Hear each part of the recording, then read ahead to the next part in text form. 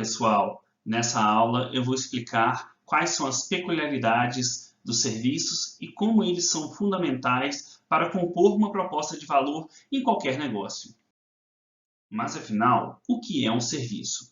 Nós podemos entender o serviço como um dos três setores da economia, principalmente aquele setor compreendido pelos salões de beleza, clínicas de estética e outros, imobiliária. E esse setor é um setor que tende a ter um grande destaque nas economias desenvolvidas e também tende a crescer nas economias em desenvolvimento. Então, a maior parte dos empregos, a maior parte do PIB, da produção da economia, tende a se concentrar nesse setor. Mas, do ponto de vista de marketing, não é interessante trazer essa perspectiva, né? Na ideia do marketing, a gente vai entender o serviço como um tipo de oferta ou produto especial, cujo característica intangível, né? Então não tem um bem concreto atrelado a essa oferta. Essa intangibilidade acaba sendo um elemento central para caracterizar o que vinha a ser um serviço e, dado essa intangibilidade, é bem mais complexo e distinta a forma de gestão de um serviço em relação da gestão de um outro tipo de bem. Obviamente, e quando a gente fala em serviço, não existe, dificilmente nós teríamos um serviço puro, né? Todo tipo de prestação de serviço tem alguns componentes tangíveis que tornam aquele elemento intangível um pouco mais palpável para o cliente e para o prestador. Por isso que normalmente nós temos um contínuo, ou podemos entender a classificação de um serviço através de um contínuo, que vai desde aqueles bens puros, que são basicamente os commodities, até os serviços puros, onde o elemento tangível ele é muito marginal ou praticamente inexistente. Reiterando essa característica intangível, nós então vamos entender os serviços como um conjunto de processos. Então, na verdade, o serviço é um conjunto de atividades, processos que visam solucionar alguns problemas através de uma interação entre o cliente e a empresa, ou prestador de serviços da empresa. Essa definição do Gronholm, que é um dos autores mais importantes dentro da literatura de serviços, ele define os serviços como uma atividade ou uma série de atividades que tem natureza mais ou menos intangível e que normalmente, mas não necessariamente, ele vai ocorrer entre uma interação entre o cliente com os empregados do serviço ou algum tipo de tecnologia ou recurso físico desse sistema, desse fornecedor de serviços, e também essa interação, de forma geral, ela ocorre no meio de outros clientes. Então, dentro de um ambiente de prestação de serviços, o cliente interage com outros clientes e também com pessoas, recursos, tecnologias ou sistemas desse prestador de serviço para trazer uma solução para o problema do cliente. Aqui nós temos algumas características muito importantes. Primeiro, é sempre a interação do cliente com diversos outros clientes. Então, você está num restaurante, por exemplo, e tem alguém que está falando alto, ou tem alguém que não está sendo educado do lado de um outro cliente, isso vai te incomodar. Né? Isso pode te incomodar. E isso demonstra como que essa interação de clientes com outros clientes é muito mais complexo você entregar um serviço, por exemplo, de qualidade, do que seria no caso de uma indústria. Na indústria não tem outro cliente para atrapalhar a produção do computador. O computador está lá sendo produzido com controle quase que total por parte do fornecedor.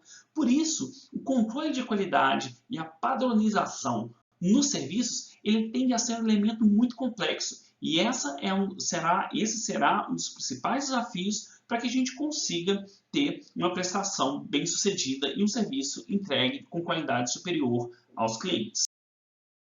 Conforme vimos anteriormente, nós normalmente teremos um contínuo que vai desde bens puramente tangíveis até aqueles serviços mais puros. E a presença de elementos tangíveis como tecnologias, o espaço físico, o ambiente, aqueles itens que entram na prestação de serviço, como por exemplo um shampoo num salão de beleza, todos esses elementos, eles fazem com que exista esse contínuo, de modo que existem diferentes tipos de serviços ou categorias de serviços. Poderíamos ter desde bens puramente tangíveis como sabonete, sal, de forma geral as commodities se enquadram muito bem nessas características.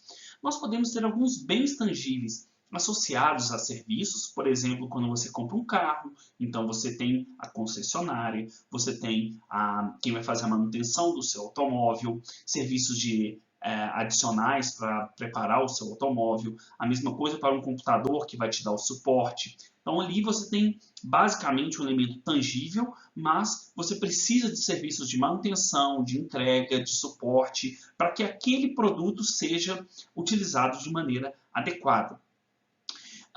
E temos aí um caso que está no meio termo, né, os híbridos. Então, por exemplo, num restaurante você tem a refeição, que é tangível, por mais do que a tangibilidade em si ela não seja tão predominante, dado que a experiência acaba sendo muito mais importante do que o prato em si, né?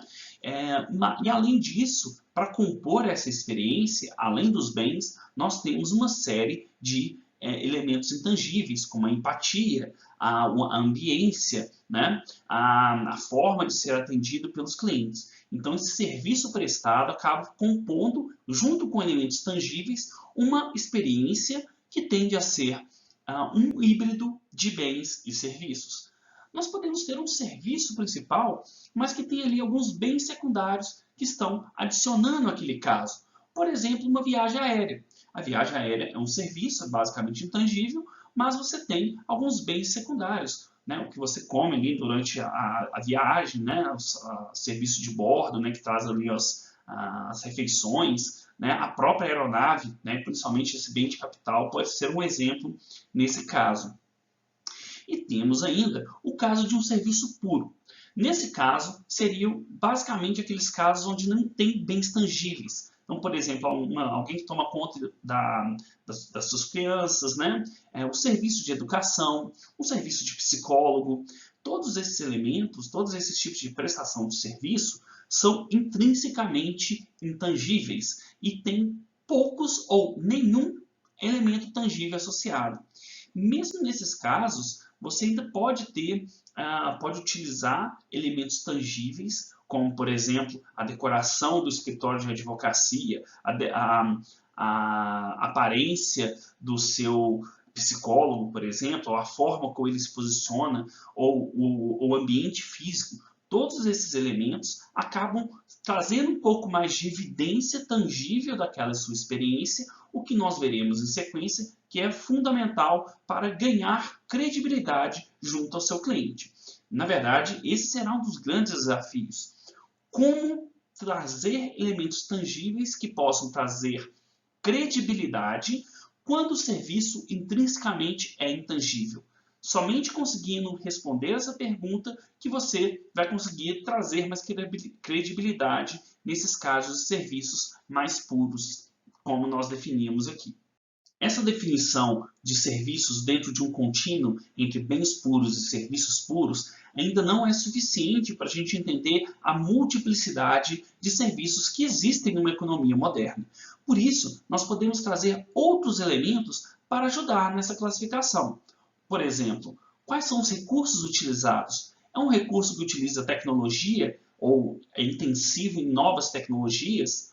Por exemplo, um aplicativo, né, que você basicamente, um aplicativo de streaming, onde você interage basicamente com uma plataforma por meio da internet, ou é um serviço que utiliza muitas pessoas, que utiliza mais pessoas, né? Seja um serviço que não precisa de pessoas com alta qualificação, então, por exemplo, um restaurante fast food, então você não precisa ter, né, um curso superior para você atuar naquele trabalho. Então, os funcionários que ali estão, eles normalmente não são funcionários que exigem uma qualificação especializada. E podemos ter serviços como uma consultoria de gestão, em que normalmente vai se exigir um alto grau de especialização daqueles prestadores de serviço. Então, pode ser uma forma também de você distinguir e, de acordo com esse recurso base, a forma de gerenciar e a estrutura desse serviço vai ser muito distinto. O próprio modelo de negócio e os processos de negócio daquela empresa. No mesmo contexto, no mesmo setor de atuação, empresas podem ter modelos de negócio muito distintos. Por exemplo, eu posso ter uma agência de publicidade que faz um serviço extremamente customizado para grandes clientes, utilizando grandes contas. Ou posso ter uma empresa que utiliza tecnologia para automatizar o atendimento nessa agência, né? Então, essas grandes agências aí, como Rock Content, a HubSpot, elas utilizam uma série de processos e tecnologias para ter um modelo de negócio muito mais escalável e, com isso, conseguir atender no mesmo setor um grande número de clientes, normalmente com uma margem de contribuição menor por cada cliente. Nós temos ainda um outro elemento que classifica os serviços, que é a presença do cliente. Você tem alguns serviços que não têm presença física, por exemplo, você assinando lá o Spotify. Não tem a presença física do cliente nesse ambiente de prestação de serviço. Você pode ter uma prestação parcial, por exemplo. Você vai fazer uma consultoria, vai consultar um advogado. Então, durante algum momento, você vai estar presente com esse advogado, mas muito do trabalho, no desenvolvimento das peças, no desenvolvimento de uma determinada ação, ele vai fazer sem a presença física do cliente. E podemos ter serviços onde a presença do cliente é basicamente integral, como, por exemplo, num restaurante. Então, num restaurante onde você vai até o restaurante, durante a prestação de serviço, o cliente está integralmente presente naquele ambiente onde o serviço é desenvolvido. Nós podemos ter ainda a classificação de acordo com o mercado consumidor, o mercado, né? Seja o mercado consumidor, então atingindo um grande número de clientes nos consumidores finais, ou os serviços industriais ou empresariais, normalmente serviços de consultoria, de manutenção ou mesmo de aconselhamento. Temos ainda o objetivo da prestação de serviço, que pode ser com ou sem fins lucrativos. Então, o terceiro setor, que é um setor em emergência em vários mercados, você tem uma grande presença de serviços sem fins lucrativos.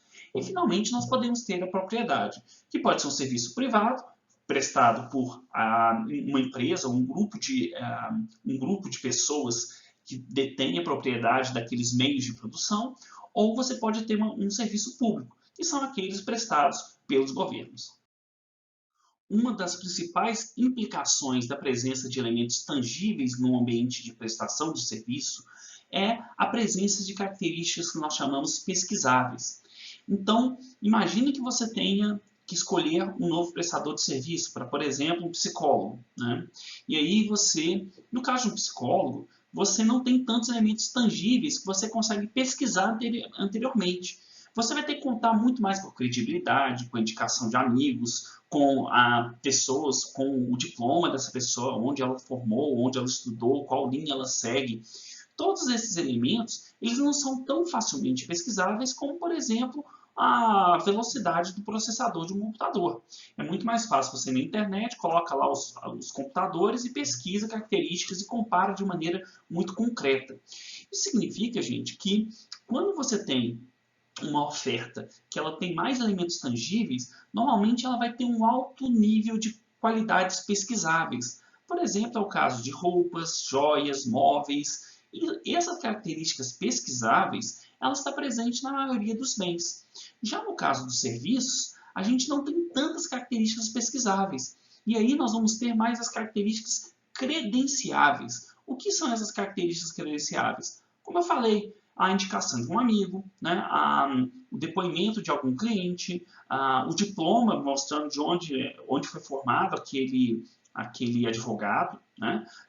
As causas em que ele atuou. Né? Então você ali tem basicamente alguns elementos que não são tão facilmente comparáveis, mas que eles vão dar credibilidade àquele elemento, àquela prestação de serviço que é intrinsecamente intangível nesse caso.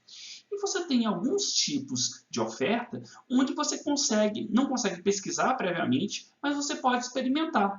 Por exemplo, você só vai saber se um restaurante é bom mesmo depois que você for até ele, né, comer ir lá na refeição, né?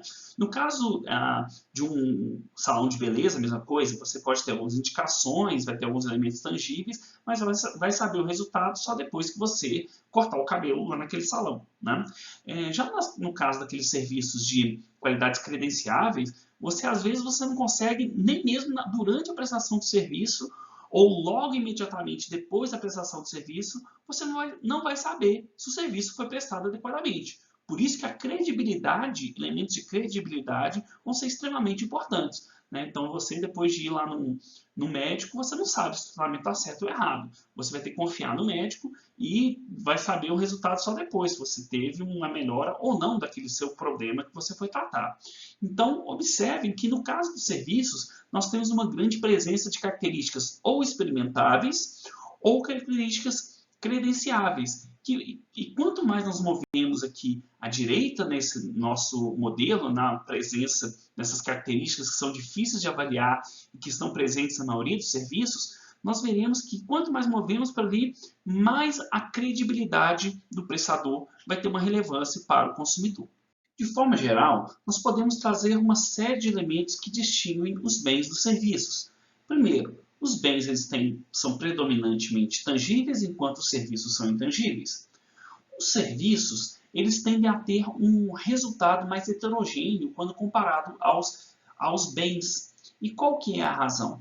Normalmente, os serviços eles são produzidos na presença do cliente, eles dependem muito de pessoas, tanto na prestação quanto para a percepção daquele serviço. Isso significa que, pelo fato da gente produzir, distribuir e consumir o serviço ao mesmo tempo que ele está sendo prestado e na presença do cliente e de prestadores de serviço da empresa, isso significa que é muito mais difícil você padronizar, porque depende de pessoas, as pessoas são diferentes, as pessoas pensam, tem hora que elas estão de bom humor, tem hora que elas estão de mau humor, tem hora que elas estão com paciência.